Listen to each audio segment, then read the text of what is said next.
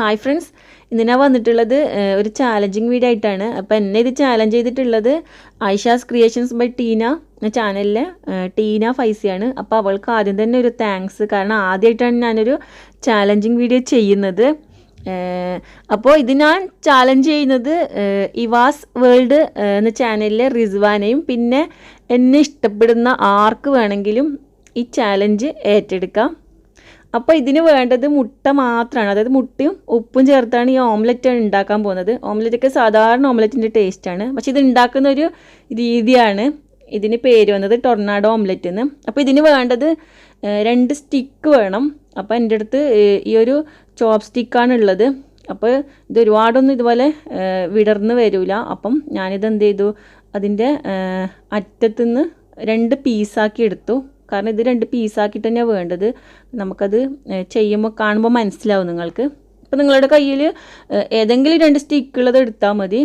അതായത് ഇപ്പോൾ കബാബൊക്കെ ഉണ്ടാക്കുന്ന സ്ക്വയറോ അങ്ങനെ എന്തെങ്കിലും മതി. അപ്പോൾ ടീന എന്നെ ചാലഞ്ച് ചെയ്ത വീഡിയോ ഞാനിവിടെ ഡിസ്ക്രിപ്ഷൻ ബോക്സിൽ ഇട്ട് കൊടുക്കുന്നുണ്ട്. ആർക്കെങ്കിലും വേണമെങ്കിൽ ഒന്ന് കണ്ടോക്കണേ. അപ്പോൾ നമുക്ക് ഓംലെറ്റ് ഉണ്ടാക്കാൻ തുടങ്ങാം. അപ്പോൾ ഞാനിവിടെ 2 മുട്ട പൊട്ടിക്കുന്നുണ്ട്. അപ്പോൾ അതിനെ 2 മുട്ട വെച്ചാണ് ചെയ്യുന്നത്. അപ്പോൾ ഒരുപാട് ചാനൽ ഞാൻ കണ്ടിട്ടുണ്ട്, പക്ഷേ 95% ആൾക്കാർക്കും ഇത് റെഡിയായി വന്നിട്ട് കണ്ടിട്ടില്ല. പിന്നെ ഇതിവിടെ എങ്ങനെ ശരിയാവോ ഇല്ലയോ എന്ന് കണ്ടറിയാം. അപ്പോൾ ഞാനിവിടെ കുറച്ച് ഉപ്പും അതുപോലെ തന്നെ കുറച്ച് കുരുമുളക് പൊടിയും കൂടി ചേർത്തിട്ടുണ്ട്. അപ്പോൾ നന്നായിട്ടൊന്ന് മിക്സാക്കി എടുക്കാം. ഇത് പറഞ്ഞിരേണ്ട ആവശ്യമൊന്നുമില്ല, സാധാരണ ഉണ്ടാക്കുന്ന പോലെ തന്നെയാണ്. അപ്പോൾ ഇത് ശരിക്കും കൊറിയൻ സ്ട്രീറ്റ് ഫുഡാണ്. അപ്പോൾ അവർ കുറച്ച് റൈസിൻ്റെ മേലെയാണ് ഈ ഓംലെറ്റ് സെർവ് ചെയ്യുന്നത്. പക്ഷേ ഇവിടെ ഇപ്പോൾ രാവിലെ ആയതുകൊണ്ട് ഇപ്പം റൈസൊന്നും അല്ല. ഞാൻ ഇവിടെ കുറച്ച് ബ്രെഡ് ഇതുപോലെ പീസാക്കി എടുത്തിട്ടുണ്ട്. അപ്പോൾ ഇതിൻ്റെ മേലെ വെക്കാൻ വേണ്ടിയാണ്. നമുക്കിനി ഒരു ഫ്രൈ പാൻ ചൂടാക്കി അതിലേക്ക് ഒരിത്തിരി ഓയിൽ ഒഴിച്ചു കൊടുക്കാം. അതിനുശേഷം നമുക്ക് മുട്ട ഒഴിച്ചു കൊടുക്കാം. അപ്പോൾ ഞാനിവിടെ 2 മുട്ടയാണ് ആദ്യം ചെയ്യുന്നത്. നമുക്കിതൊന്ന് പറ്റുമോ ഇല്ലയോ എന്നൊന്ന് ശ്രമിച്ച് നോക്കാം.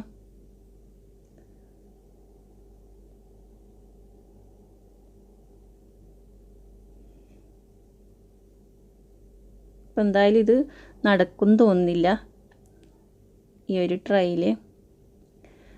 അപ്പം അതെനിക്കത് തിരിഞ്ഞ് വരുന്നില്ല. അപ്പം അത് എന്തായാലും കൊളായി.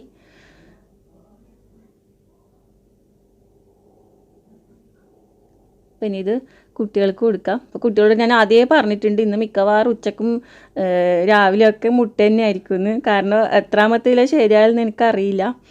അപ്പോൾ ഏതായാലും ഇതിപ്പോൾ കൊളായിട്ടുണ്ട്. ഇനി നമുക്ക് അടുത്തത് ഒഴിക്കാം. അപ്പോൾ ഞാൻ ആദ്യം 2 മുട്ട കൂടി എടുത്തിട്ടുണ്ട്. അപ്പോൾ കുറച്ച് ഓയിൽ ഒഴിച്ചു കൊടുത്ത് നമുക്കിതിലേക്ക് ഒഴിച്ചു കൊടുക്കാം. ഇതിപ്പോൾ മോന് കടയിൽ പോയിട്ട് വാങ്ങിക്കൊണ്ട് തന്നെയാണ് മുട്ട. ഇവിടെ മുട്ട സ്റ്റോക്ക് ഉണ്ടായിരുന്നില്ല. അപ്പോൾ നമുക്കിത് ഒഴിച്ചു കൊടുക്കാം. അപ്പോൾ അതൊന്ന് ചൂടാകാൻ വേണ്ടി വെയിറ്റ് ചെയ്യാം. ഞാൻ ഒന്നും കൂടി ട്രൈ ചെയ്യുന്നുണ്ട്. പക്ഷെ ഇതെന്താണെന്ന് അറിയില്ല, ആ പാനിൽ നിന്ന് എനിക്ക് ഇളകി വരുന്നുണ്ടായിരുന്നില്ല. അപ്പോൾ അതിൻ്റെ കാര്യത്തിലും തീരുമാനമായിട്ടുണ്ട്.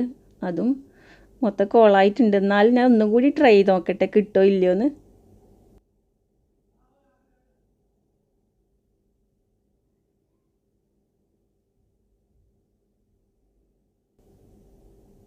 അപ്പോൾ അത് ശരിയാവില്ല എന്ന് എനിക്ക് മനസ്സിലായി.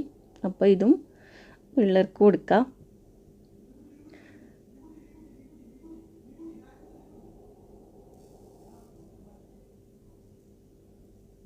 അപ്പം അടുത്തത് ഞാൻ കുറച്ച് എണ്ണ മൊത്തത്തിൽ ഇതുപോലെ ഒന്ന് ഒരു ടിഷ്യൂവിനെ കൊണ്ട് തടവി എടുത്തിട്ടുണ്ട്. അപ്പം അതിലേക്ക് ഒഴിച്ചു കൊടുക്കാം. ഇതിലിപ്പോൾ ഞാൻ ഒരു 1.5 മുട്ട ഞാൻ ചേർത്തിട്ടുള്ളൂ. അപ്പം അത് വെച്ച് നമുക്കൊന്ന് നോക്കാം.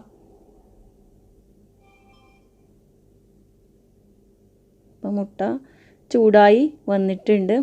അപ്പോൾ ഒന്നും കൂടി ഒന്ന് ട്രൈ ചെയ്ത് നോക്കാം.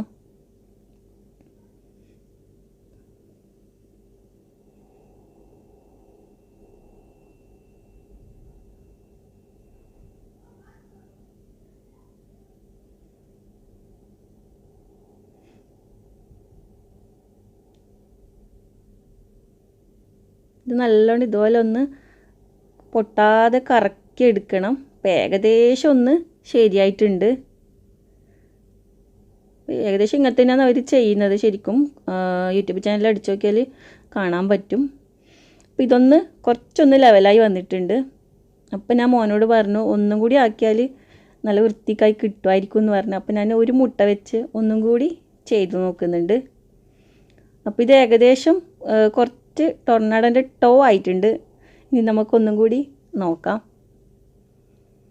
അപ്പോൾ ഞാൻ വീണ്ടും ഓയിലൊക്കെ വെച്ച് പാൻ ശരിയാക്കിയിട്ടുണ്ട്. അപ്പോൾ ഇപ്രാവശ്യം ഞാൻ ഒരു മുട്ട മാത്രമേ എടുക്കുന്നുള്ളൂ. അപ്പോൾ നമുക്കിതിലേക്ക് ഒഴിച്ചു കൊടുക്കാം.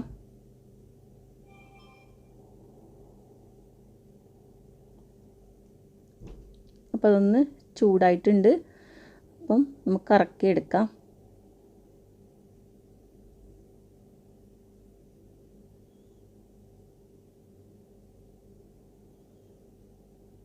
വലിയ തീയിൽ ഇട്ട് കൊടുക്കരുത്, അതായത് ഹൈ ഫ്ലെയിമിൽ ഇട്ട് കൊടുക്കരുത്. ഒരു മീഡിയം ഫ്ലെയിമിൽ ഇട്ടിട്ട് ചെയ്താൽ എനിക്കൊന്ന് ശരിയായി കിട്ടുമായിരിക്കും. അപ്പോൾ ഇത് ഏകദേശം ആദ്യത്തേതിനെക്കാട്ടിയും ഒന്നും കൂടി ലെവലായി വന്നിട്ടുണ്ട്, ശരിയായി വന്നിട്ടുണ്ട്. അപ്പോൾ ഞാനേതായാലും ഇതിവിടെ അവസാനിപ്പിക്കുകയെന്ന്.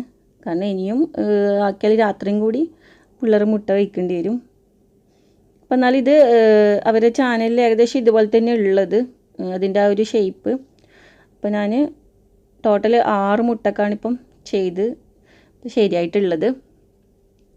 അപ്പോൾ ആർക്കെങ്കിലും ചാലഞ്ചിൽ പങ്കെടുക്കണമെങ്കിൽ ഒന്ന് ഇതുപോലെ ചെയ്ത് നോക്കുക, എന്നിട്ട് അറിയിക്കുക വിവരങ്ങൾ.